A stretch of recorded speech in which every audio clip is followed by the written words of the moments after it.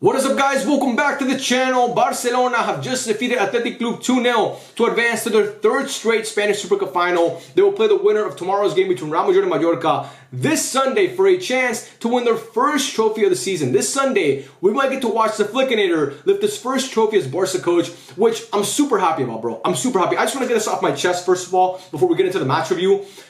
With all the turmoil and chaos that's been surrounding Barcelona off the pitch over these past 2 weeks, to watch this game today and for a chance to play in a final on Sunday, I mean, I'm just so happy about that, bro. Because at the end of the day, bro, as fans, we shouldn't be worried about what's happening on the pitch and player registrations and players leaving and players coming in. I mean, the whole Daniel Victor thing obviously got resolved today, but then we hear about this Araujo thing that he wants to leave and Rafinha's comments yesterday. It's been a lot of things going on off the pitch for Barca. But again, we as fans, we just deserve to watch the games, bro. We deserve to watch our team play. That should be our role as fans, just to watch the team play. Not worry about if a player's going to be registered or not. So again, the fact that Barca today got the win and are going to get a chance to play in a final on Sunday, I'm super pumped about. Is it the biggest trophy? No, but it's a trophy nonetheless. And I want to see Hansi Flick get his hands on a trophy as Barca coach. I want to see that happen, no matter what. And I hope it's against Real Madrid. It's the first time in my life I'm hoping Madrid win a game.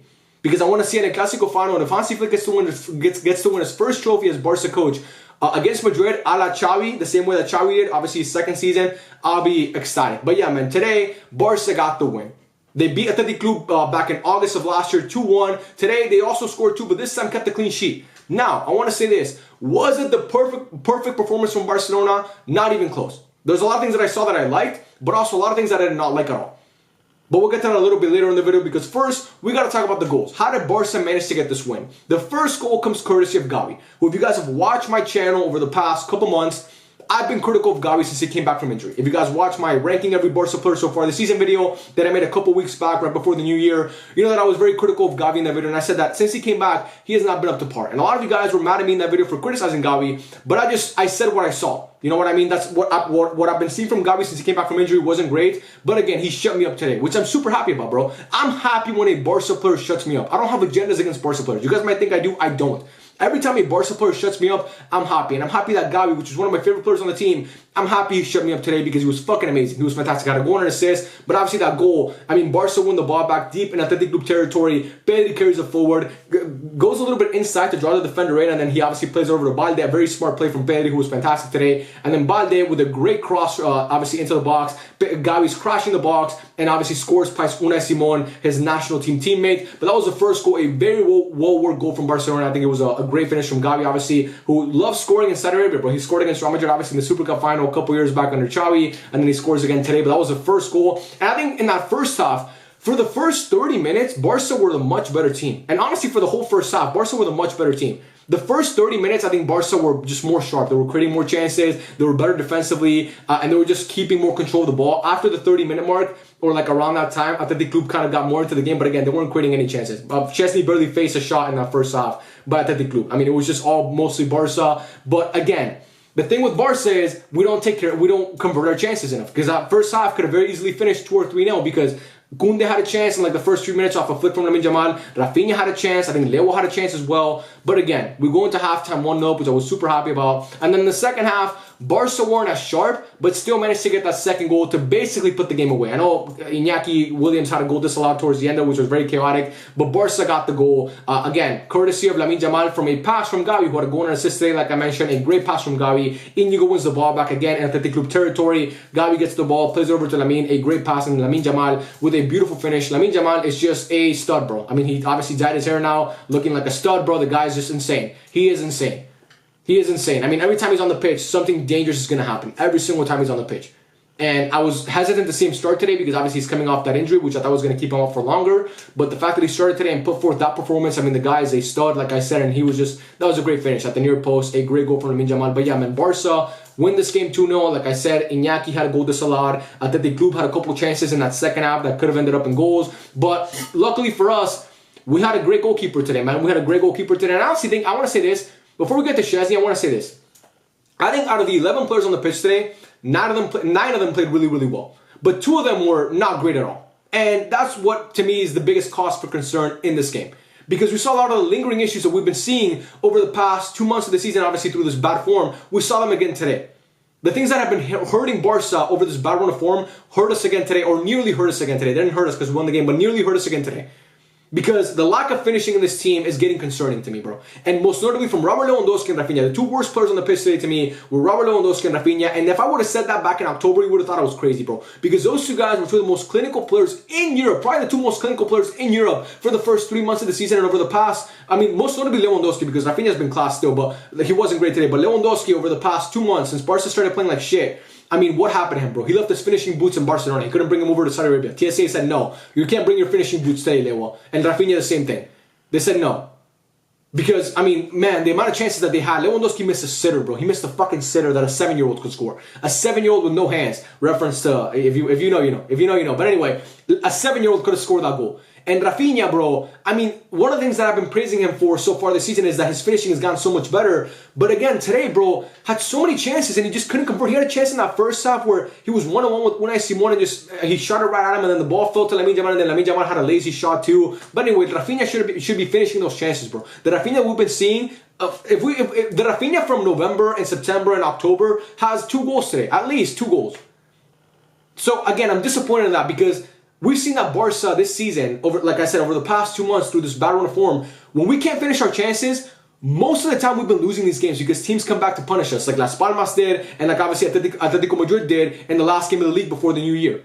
So I'm very disappointed that Barca still have these problems, bro, because we had these problems last year under Xavi, and that's why we had such a terrible season. And then again today, Rafinha, Lewandowski, I mean, bro, sorry to my mic. I'm sorry. I'm not mad at you. I'm mad at them. Rafinha, Lewandowski again, bro. Like, it's got to be better. That's the one thing that I did not like today. Rafinha and Lewandowski were just not sharp at all. And if you play that well against, if we play that way against Madrid or Mallorca, but I'm assuming Madrid's gonna win tomorrow. It's not gonna be good because the game that we played against Madrid in the Bernabeu, where we won 4-0, obviously back in October, we didn't create many chances in that game, but the ones that we did, we finished them. Lewandowski missed 2 goals in that, 2 chances in that game, but he still scored a brace. Rafinha obviously had a goal, and Lamine Yamal had a goal. But again, that's not the same Madrid team, and this is not the same Barca team from back in October. They're very different teams, both of them. Barca's gotten worse, Madrid's gotten better. So again, if we want to win this final against Madrid, again, I'm assuming they win on Sunday, or even against Mallorca, whatever team we play, but we got to be clinical. So that's the one thing that I didn't like. But I saw a lot of things that I liked, bro. I think Gavi was fantastic today. I think the back line of Koundé and Cubarsí, again, Araujo is back to being fit. Now, he might go to Juve, but that's a conversation for another day. But those guys are fit. He's fit, I'm sorry. And those guys are still the starters because they've been so good. And I think today they were fantastic. I think the 2 fullbacks were great today. Koundé and Balde. Balde obviously had the assist, and Koundé was so good defensively. I think he was really, really good defensively. The midfield was amazing, bro. Amazing. Casado and Pedri. I mean, Casado is such a stud, bro. What a stud of a player he is. The guy is so fucking good.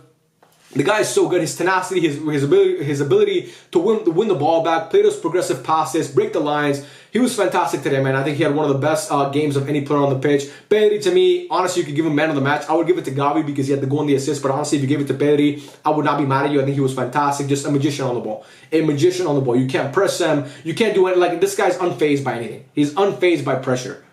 Pressure fears Pedri. Pedri does not fear the pressure. Kind of like that Zlatan thing where like Zlatan, football plays Zlatan doesn't play football, whatever the fuck, anything. Anyway, Pedri's unfazed by anything, bro. And we saw it again today. I mean, his ability to alleviate the press is fantastic, and just everything about him, his ball carrying, his IQ. The guy's a stud. Gavi, like I said, amazing, goal and assist. Arguably man of the match. To me, he was the man of the match because of those 2 contributions that he had. And then Lamine Yamal, I already talked about him, fantastic. And then Rafinha and Lewandowski, gotta be better. They got to be better. They have to be better. But yeah, man, I think Barca played really well today. But the thing with this Barca team is, the problem is not the coach, because we're creating chances. And last year, Xavi Progressive, we were creating chances. We were creating this good of chances. We're creating so many clear-cut chances on Hansi Flick still. But the team can't finish. And those 2 guys gotta be better. They gotta be better if we want to actually win trophies this season. So again, I think the performance overall was positive. I'm happy with the way that Barca played. I'm really, really happy with the way the Barca played. But I didn't forget about this one guy. You might think I forgot about him, but I did not. I want to talk about Szczęsny.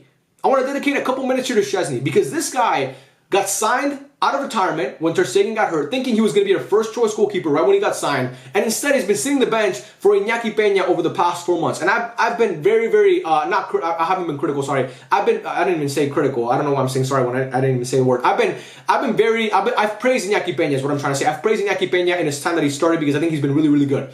But I think Szczęsny today, bro, he was amazing. Could have been man of the match as well. The guy was fantastic, man. He gives me more confidence than Iñaki Peña. I don't know about you guys, but watching Szczęsny play, he gives me more confidence. I don't know what it is. Maybe it's because I have already like a bias against Iñaki Peña, a preconceived bias against him that with what we saw last season. That I'm kind of just like I'm a little like I want to keep him at arm's length. But Szczęsny, I don't have that with him. So when I watch him, I mean, his shot stopping was great today. I think his playing out from the back was good as well. He came out of his goal at one time in the first half, which was shaky. I mean, obviously they got the corner off that when he tried to win the ball with a header against Iñaki. But still, bro, I think for the most part he was fantastic today, man. I think he could have been man of the match. I think he earned a cigarette today, bro. I saw that on Twitter, by the way. I did not come up with that. He earned a cigarette today because he was amazing, bro. I think he was amazing, and he's got to play in the final. Iñaki Peña missed the game because he was 4 minutes late to training.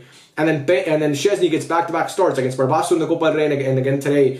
I hope he plays the final against Real Madrid because honestly, he earned it today. He earned it today. He was amazing. And I know it's unfair to Iñaki because he's been so good throughout this whole season since he started. But I think Szczęsny, with what we saw, I always thought when he came in, he should have been our first choice goalkeeper. And we saw today, he's not rusty at all, man. This guy's been ready since he came, obviously, to Barcelona. And I'm super happy with what I saw from him today because he was fantastic. But yeah, bro, I think the game today was mostly positive. Barca led in every single category statistically. Goals, shots on target, expected goals, everything. Obviously, Barca won. The only thing that was kind of close was possession, but Barca still had more of that. Like I said, the first half was, honestly, for the whole game, it was mostly domination from Barca. Again, it got a little bit shaky there towards the end with Atheltic Bilbao kind of getting desperate and trying to get a goal. But I think Barca today played a good game. The lack of finishing concerns me so, like I said, but for the most part, I'm super optimistic from what I saw. And again, I hope that Barca get to play Real Madrid this Sunday in the final because that game is going to be must-see TV. It will be must-see TV.